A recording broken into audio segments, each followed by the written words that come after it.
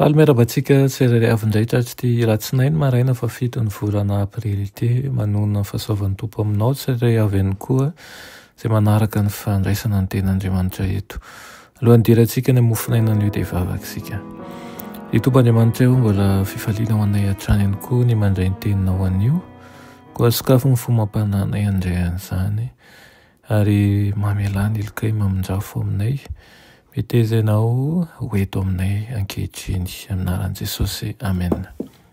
Lohateny mofinainantsika androany dia manao hoe raha te hitombo dia nio ny teny. Nalaina amin'ny Timoty faharoa toko 7:1-10 manao hoe izay soratra rehetra nomeny tsinan'Andriamanitra dia mahasoa koa ho fampianarana, ho fandresen-dahatra, ho fanitsiana izay diso, ho fitezana amin'ny fahamarinana. Amen.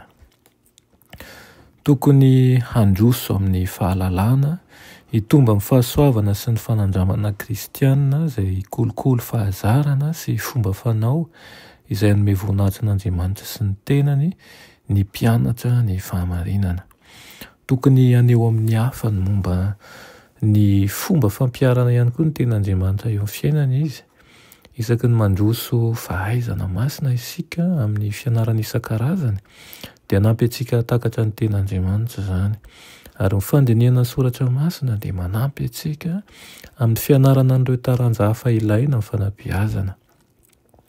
Vao mamaky voalohan'ny Baiboly ny mpandinika mazoto dia mitombo haingana ny fahalianany. Lesona azo avy amin'ny fianarana tsy tapaka ny ten'Andriamanitra dia ahafahany mahita zava-baovao sy fahatsarana izay tsy mbola hitany teo aloha ao amin'ny fahamarinana. Manjary mora sy mandeha ho azy ho an'ny mpandinika Baiboly ny manonona andinin-tsoratra masina rehefa miresaka. Ambony zavatra rehetra dia mila mezaka fatratra ny mpampianatra ny ten'Andriamanitra mba hanana sy hahatakatra ho an'ny tenany ireo porofo ao anatin'ny ten'Andriamanitra. Ny fahamarinana dia fahamarinana, tsy azo finosina amin'ny zavatra tsara tarehy izy mba hatalanjona ny olona no ny endriny ivelany. Ny tokony atao amin'ny mpampianatra dia izay hahatonga ny fahamarinana ho mazava ary hisy lahatra ny saina sy ny feon'ny fieritreretana. Sabatra roa lela maranitra tokoa manko ny ten'Andriamanitra izay manapaka amin'ny andaniny roa, mivantana ary mahitsy ny fandrosona fa tsy mitavozavoza na ihany koa mihanahana. Maro no niaro ny fivavahana kristianina teo anatrihan'ny Tsipino, kanefa avy eo very tao anatin'ny fandriky ny fisalasalana ny fanahany. Azon'ny tazo-panahy izy ireo ary maty ara-panahy.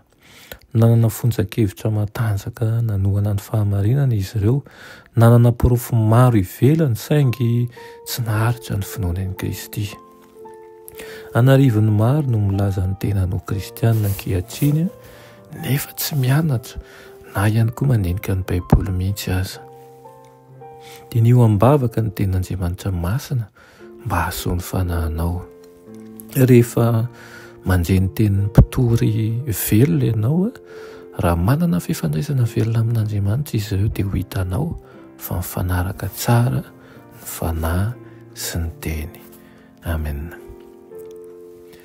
Reranay tsara indrindran-danitra mbola misaotra anao izay ny amin'izany teninao izany.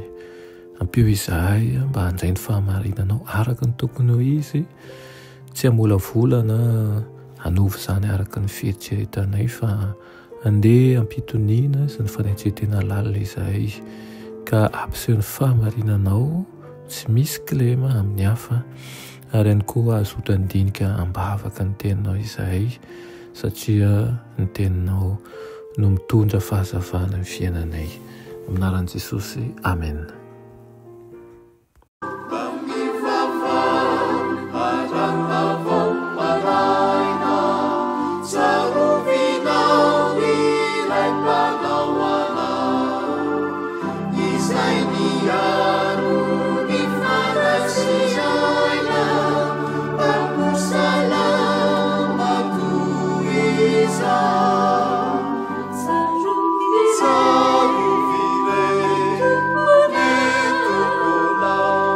miaro